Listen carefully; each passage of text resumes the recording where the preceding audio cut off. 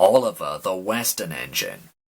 Dear M, we both wanted to call this book Little Western Engines, but publishers are stern men. They did not approve. They, of course, don't know the trouble we've had with Oliver. We hope he has learned sense, but goodness knows what will happen when he finds he has a book all to himself. I know, if Oliver gets uppish, we'll set Messrs. K and Ward onto him. That'll teach him.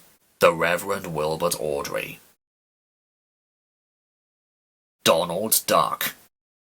The Fat Controller has reopened a branch line. It runs along the coast by sandy beaches and seaside towns, and it meets the small railway at a port to which big ships come in. As Duck had made friends with the small railway engines, the Fat Controller asked him to take charge. Your work in the yard has been good, he said kindly. Would you like to have a branch line for your own? Yes, please, sir, said Duck. Very well, said the Fat Controller. I hope you will work hard and be a credit to me. Duck is very proud of his branch line, and he works very hard. His two coaches, Alice and Mirabelle, are painted in Great Western colors. They take passengers to the small railway. Duck also has some trucks in which he hauls away the ballast that the small engines bring down from their valley. The Fat Controller uses this ballast for his railway. Duck couldn't do all the work himself, so Donald and Douglas take turns to help him. The Fat Controller has built them a shed at the station by the small railway.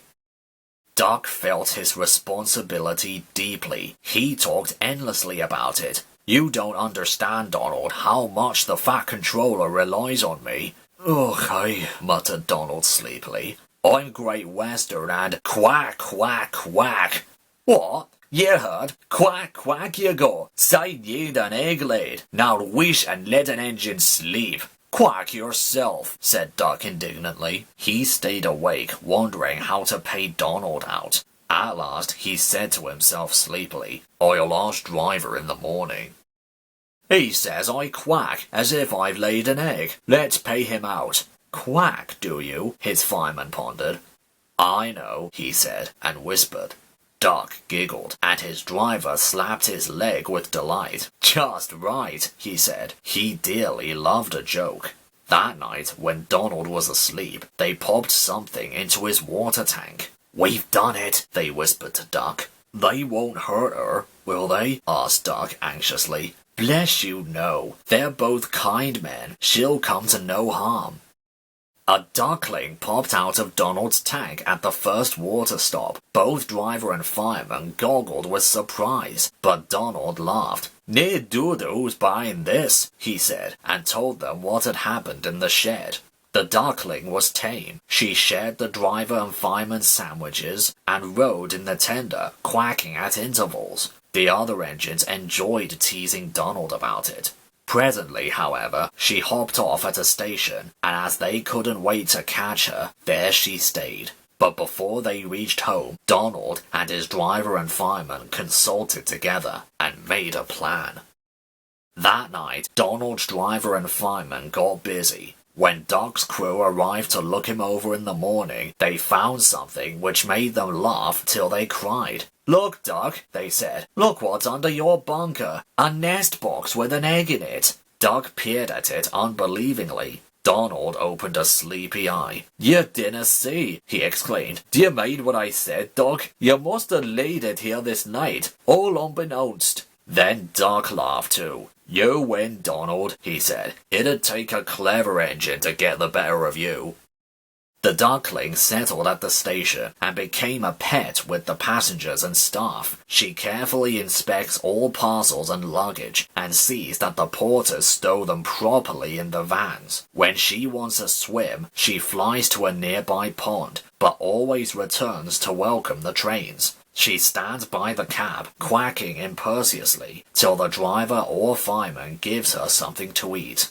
Donald is her favorite, and she sometimes allows him to give her rides, but always gets off at her own station. The station master calls her Dilly, but to everyone else, she is always Donald Duck.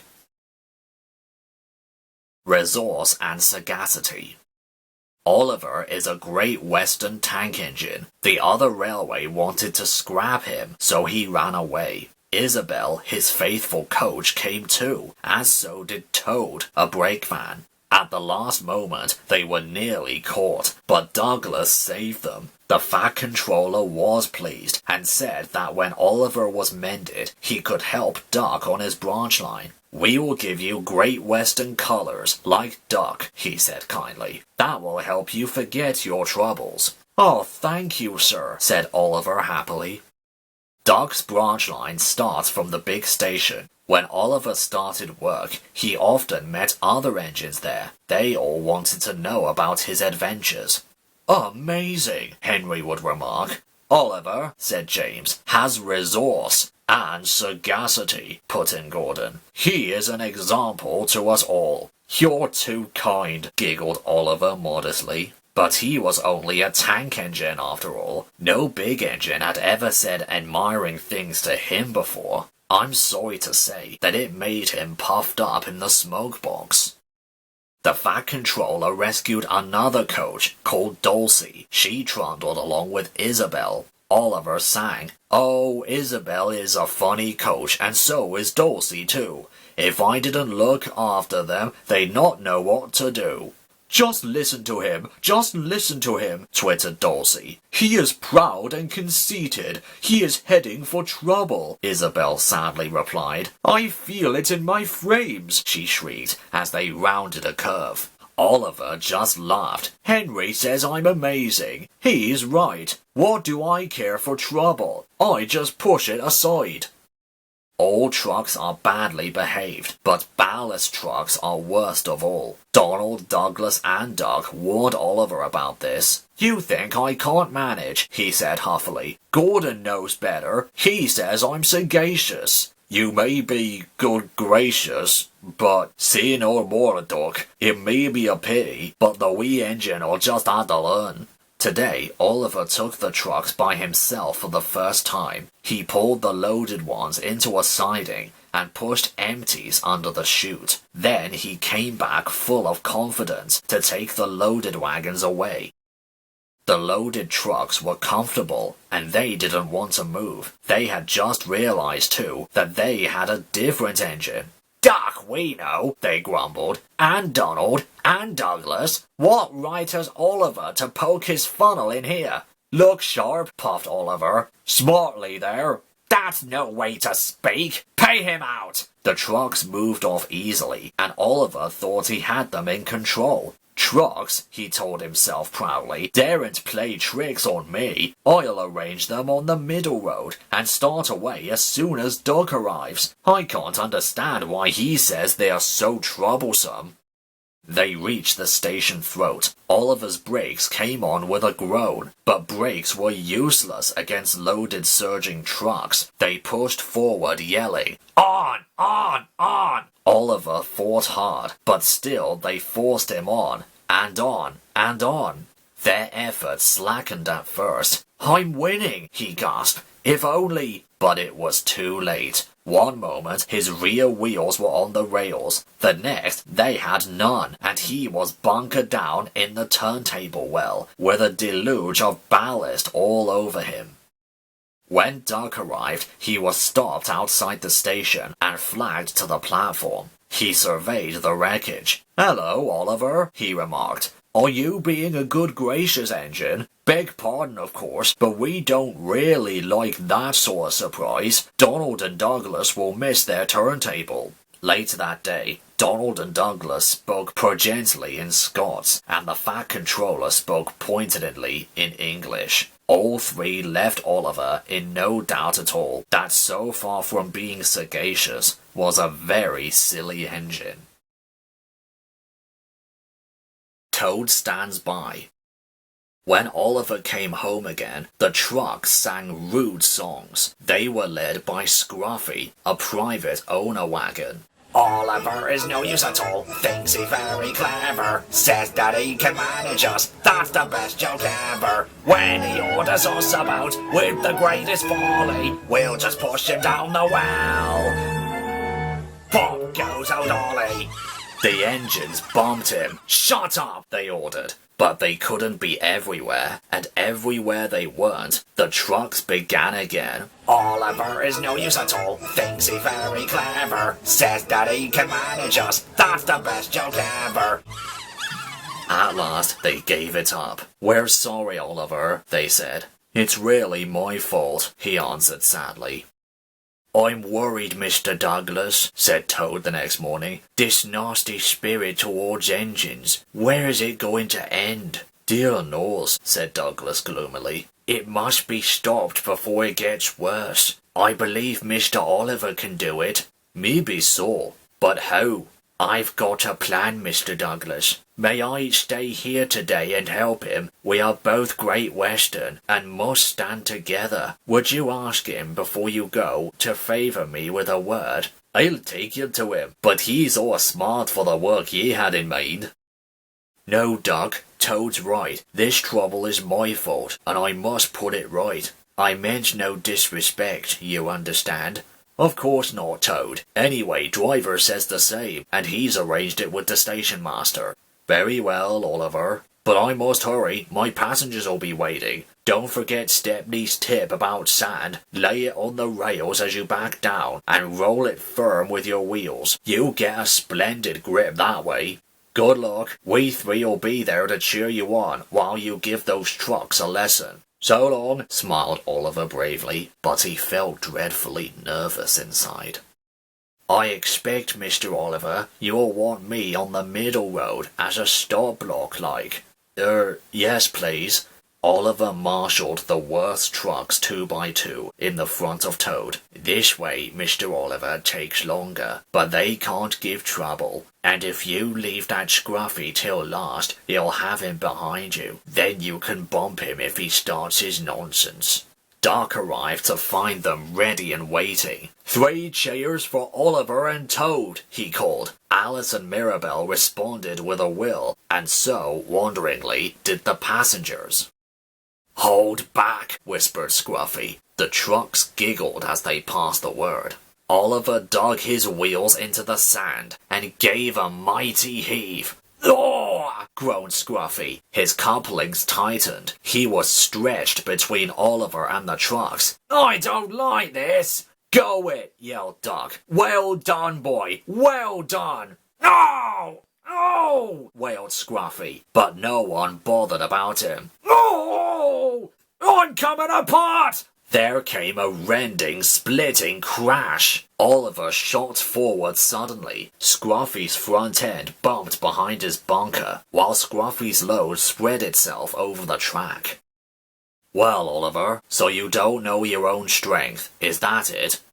No, sir," said Oliver nervously. The Fat Controller inspected the remains. "As I thought," he remarked. "Rotten wood, rusty frames, unsurfaceable before it came." He winked at Oliver and whispered, "Don't tell the trucks that. Bad for discipline." He strode away, chuckling.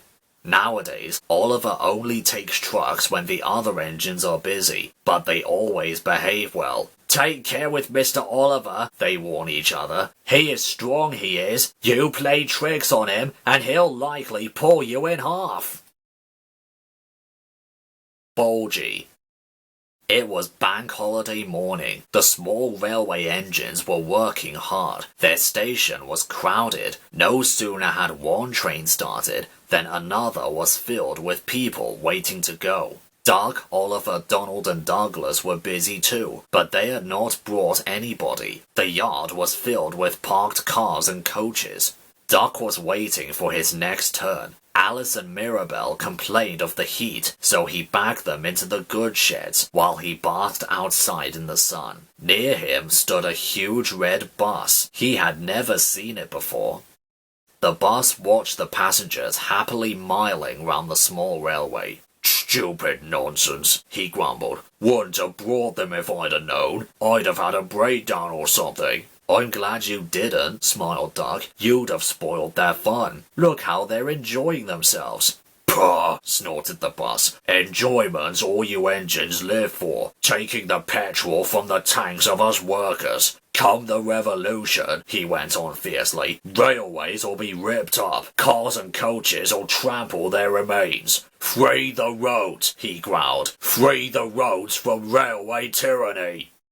At the passing station, Duck told Oliver about the bus. I call him Bulgy, he chuckled. He's painted bright red and shouts down with railways. But next time they met, Oliver didn't laugh. Bulgy's friend has come, he said. He is red and rude too. He is taking Bulgy's passengers home so as to leave him free to steal ours. But he can't, objected Duck. Ours want to go to the big station. Bulgy bets he can beat us there before us. Rubbish, it's much further by road. Oliver looked anxious. Yes, but Bulgy says he knows a shortcut. That evening, Donald, Oliver and Duck were preparing for the homeward rush. Duck's train was to be first out, but he had few passengers. He was soon to know why. Look, shrilled Oliver. Look at Bulgy. He's a mean scarlet deceiver. Bulgy had turned to leave. They could now see his other side. It had on it railway bus. Stop! Yelled the staff and engines, but it was too late. Yah, boo snobs! Jeered Bulgy. He roared away. The unexpected passengers waved happily. Come on, puffed Duck. He, Alice and Mirabel trundled unhappily away. Alice and Mirabel chattered crossly. The nasty old thief! He has stolen our people! Duck wondered how to pay Bulgy out. Then, far ahead, a man clambered up the embankment, waving a red scarf. Danger! He shouted. The line here crosses a narrow road. Duck came as close as he could. So this was Bulgy's shortcut. He chuckled. Bulgy was wedged under the bridge. Drivers of cars trapped in front and behind were telling him what they thought. Angry passengers, concerning the conductor, demanded their money back. From time to time, loosened bricks fell, making Bulgy yelp. Bulgy's passengers swarmed around Duck. He tricked us, they complained. He said he was a railway bus, but wouldn't accept our return tickets. He wanted us to think railways were no good. Please help us. Duck's crew examined the bridge. It's risky, they said, but we must help the passengers. Passengers are urgent, agreed Duck. Besides, he chuckled, it'll pay Bulgy out. They laughed and told the passengers to wait on the other side of the bridge. Stop! Wailed Bulgy. It'll fall on me. That, said Duck severely, would serve you right for telling whoppers.